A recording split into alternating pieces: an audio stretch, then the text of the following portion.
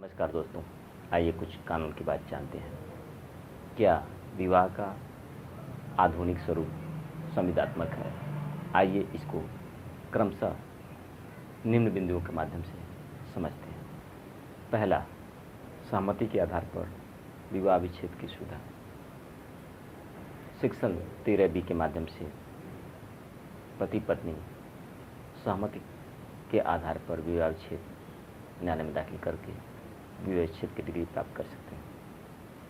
पहले या 3 वर्ष के पश्चात, विवाह के 3 वर्ष के पश्चात ही न्यायालय में जा सकते थे, पर अब विवाह के 1 वर्ष पश्चात ही न्यायालय में सेक्शन 13B के माध्यम से आपसी सहमति के आधार पर विवाह विच्छेद की डिग्री प्राप्त कर सकते हैं।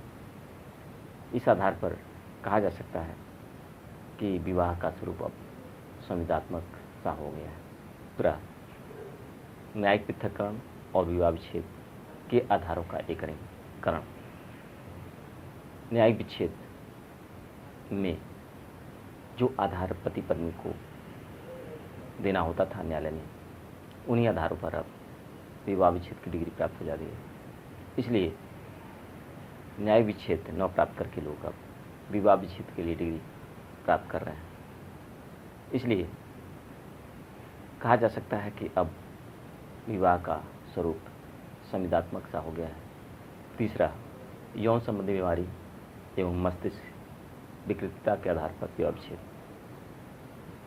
पहले विवाह होने के 3 वर्ष के पश्चात ही विवाह विच्छेद के लिए लोग न्यायालय में जाते थे। 3 वर्ष तक देखा जाता था कि बीमारी की दवा की जाती थी, अगर ठीक हो जाता था तब तो ठीक है, नहीं तो तब वह न्यायालय में विवाह विच्छेद की डिग्री के लिए जाते थे।